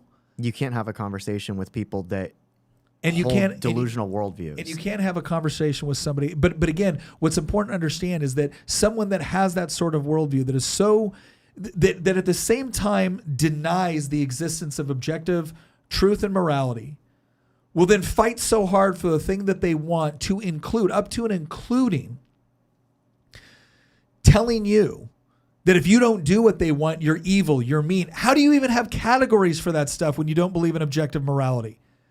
And you don't. What you have is some vague inclination that you're referring to that allows you to justify the use of force to compel other people to do what you want or else. And the response to that is not the inverse. The response to that is not to say, well, fine, I like your use of power, but now I'm going to use it against you in a completely unrestricted manner, the same way you've decided to utilize against me. It's not to say that power shouldn't be used in order to protect the innocent or protect the good. It absolutely has to be. And this is the part where, again, I think a lot of people on the right need to wake up to this idea that, no, I'm sorry, it's not good enough to sit around and say, well, imagine if the shoe was on the other foot. They don't care. And ultimately, I don't want to hurt anybody. I don't want to use violence against anybody, but I will use power in order to defend the things I love, especially from someone that is using aggressive force against me. And I believe, I have come to hold this, that the reason why they're insisting on this redefinition of fascism as somehow being synonymous with the right is not because they believe it's actually true. It's not because they believe that there's some sort of deep-seated commitment of American conservatives to the 25 points of the National Socialist German Workers' Party. It's because it is useful for creating a narrative which would justify the use of censorship, lawfare, and ultimately violence against the people that you disagree with politically. And if you really believe that that has no place within the American political system, then you better be willing to fight for the sort of environment where we don't permit that. And that's the part that I think people are waking up to. But again. And this is why, Larry Sabato, you need to be fired. No kidding. Yeah. Like, no, seriously. I mean, the gall of somebody like that to stoke the type of incendiary rhetoric. Yeah. Right? Him saying, oh, I thought I was watching a historical documentary, but in reality, it's a Nazi rally. Like, this is the same guy who goes out there and says Donald Trump is being irresponsible with his inflammatory rhetoric. Now pay me $500,000 a year now pay me to work at UVA. No, not even now pay me. Now I will go to the state government and force you, the Virginia taxpayer, to fork over $500,000 to me a year so that way I can lecture you about how you're Nazis. Ladies and gentlemen, I think that people are sick and tired of being compelled by government force to fund their ideological enemies at the same time that their ideological enemies gaslight them into thinking, I'm not actually your enemy. I'm a neutral arbiter. I'm an expert. Yeah. I'm a political scientist. You need to listen to me because I'm an important person in an important institution. No, you're not. You're a hack is what you are. And I am being compelled to fund you. At some point, honestly, I don't know what the mechanism is, but I don't know whose job it is to fire this person or what levers of power we can use within the political system, but Governor Youngkin or the legislature must do something. He must be made an example of, because otherwise, if this continues, first off, people are going to get hurt eventually. Let's be honest, because using this type of rhetoric and calling your political opponents Nazis is how you end up getting things like the Donald Trump assassination attempt. The second thing is that there can't be any sort of change until we push back and we tell the left, we're not going to allow you to get away with this any longer. Well, here's what I would say. My problem is not, here's what this comes down to, because people look at that like, oh, so you want censorship. You want him to lose his job. And here's the distinction. I have the problem with the fact that, again, he is living off of a salary which is taken through taxation and then delivered to him. And let's debate. Is this a legitimate function of government? Is this what we really need? Why do taxpayers need to be subsidizing this? By the way, if he was saying that, if he was saying the opposite, if he was getting up and saying that, Trump is wonderful and Kamala Harris is the biggest threat to the country, and at the same time that people were trying to kill Kamala Harris, I would understand if the left were like, why are my taxpayer dollars going to support that? The difference is the left would immediately defund him. And the right is like, well, we need to be able to fund. No, hey, I got a better solution. I got a solution that doesn't require one side to benefit at the other side's expense. Why don't we just say maybe it's time to rethink whether or not taxpayers in Virginia at a time where they are struggling to pay for the groceries still have to give $3.8 billion a budget cycle of their money over to higher ed when a lot of those institutions are sitting, the UVA is sitting on a $15 billion endowment? Plus they charge tuition. Plus they charge for another thing. Plus they have special other slush funds that they use. Plus they have other special benefits that the state gives them that allows them to compete with the private sector. They need all of that. So Larry Sabato can block anybody that takes issue with him calling half the country Nazis. Hey, let's just make it simple. Fair playing field. If the left would like to fund Larry Sabato, be my guest. Do it voluntarily with your own money, and we shall do the same. But don't pretend that you're some sort of neutral expert, moral arbiter when you're taking money for the privilege of me listening to you lecture about how I'm a Nazi. Yeah, especially when you're doing it in such a way that is so easily refutable. So easily refutable. You call yourself not just a political analyst, but a political historian, and you think you can make that. You think you can make a claim like that, and I'm supposed to respect you as a subject matter expert? Don't get me wrong. I recognize that you've spent a lot of time analyzing and reading about and writing about American politics and politics in general. I've also come to the conclusion that despite all of that education, you came to a conclusion that's stupid and that easily refutable. And yeah, I'm still supposed to respect your opinion because you've got more letters after your name. Like, that's the part where expertise, in order for expertise to have any real practical value, should mean that you're actually pretty good at understanding the world, making effective predictions, or explaining what's going on in a way that reflects reality. And if you can't do that, by all means, call yourself an expert. I just don't care about your opinions anymore. All right, look, we got one more thing to be able to talk about today before we close this up, and that is this. Last week, I talked about our new subscription service that we're rolling out, and people had a lot of questions. I want to make something very, very clear to everybody. There's a lot of stuff that we have always done where we've never asked for anything from our audience except maybe to go buy some really good Ranchers or buy Tuttle Twins or maybe go out and get some good True Classic shirts, right? We love our advertisers that are willing to kind of risk being on a more conservative channel.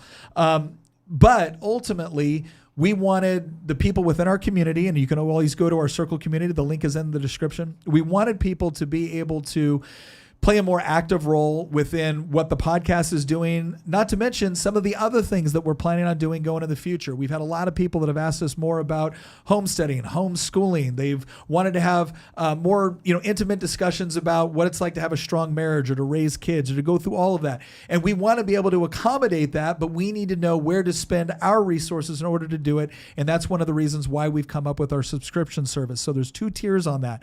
Tier 1, the benefit that we're going to give you for Tier 1 is that's where we're moving our live streams. So all of the videos that we do, even the ones that we do live stream, we're still going to post onto YouTube. We're going to post them as a premiere so people still have an opportunity to go on there and chat.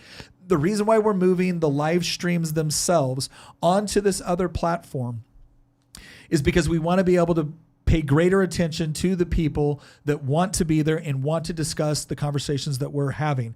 Anybody that's watched the YouTube comments knows that occasionally there's people that come in, excuse me, specifically for the point of trolling. And a lot of times it gets the conversation going off in a different direction. We want the people that are actually invested in this and that want to help us grow with it. We want to be able to focus our attention on their questions, not to mention their ideas for what future episodes should look like. So that's that Tier 1 subscription. Again, we understand that some people in a difficult economy can't afford things. Please understand. The way that we used to do this was we would pre-record the episode and then we would put it on. When I go into legislative session in January, we would have to do that again anyways. What we've also noticed is more people actually see it on YouTube when we post it as a premiere as opposed to live. So we thought the live would be a great area, a great benefit for our community, and that's what we're going to do. But if you don't really care about being a part of the live stream, if you just want to see the videos, we're not taking that away from anybody that's still going to be here. The Tier 2 level of our membership has to do with private meetups that we're going to do with our audience, with Tina and I. So we're going to do monthly meetups where you are actually going to have a lot of input on what those meetups are about. So again, going into some of those discussions that people want to have. Tina and I are going to dedicate our time to be able to sit with our audience, to be able to dedicate a significant amount of time. We're not just talking about like a 30-minute meetup. We're talking about like an hour or two each month to be able to talk about a particular, topic that you're interested in, and then actually be able to answer your questions. Not to mention follow-up questions. That's another thing that we wanted to make sure that we could do is that sometimes people have a question, you answer it, it spurs another question. Those monthly meetups are going to provide Tina and I the opportunity to be able to do that. So those are 2 tiers of membership. Now, I will say this, if you sign up before November 4th, because November 4th is going to be our final live stream on YouTube. That's not to say that every once in a while for a special event, we might do something, but the live stream is really going to be primarily for our subscription audience. If you sign up before November 4th, we're going to give you 60 days free on that subscription. We're also going to be doing our first monthly meetup for everyone that's signed up so far. We're going to be doing that tonight. So, or the 29th, that's tonight, right? Yeah. Tonight. October 29th, Tina and I are going to be doing our first monthly meetup. So anybody that's kind of curious, this would be a great time to join up, get an idea of what that monthly meetup is like, and determine whether or not it's something you want. Again, for those people that are wondering, hey, why are you doing this subscription service? Again, we love our advertisers and we want to continue to work with them, but we never want to be completely dependent on that, especially with the way things have gone in the past where people will cancel you, they'll get rid of you, and look, we want to be able to continue to doing what we're doing, and a subscription service allows us to be able to do that separate from any one particular advertiser or from YouTube or from whatever else it might be. So that's kind of our long-term goal as we're looking at building up this community. So once again, thank you very much. If you have any questions, again, maybe sign up for a membership, join us with our monthly meeting tonight. And once again, thank you for joining us, and we'll see you next episode.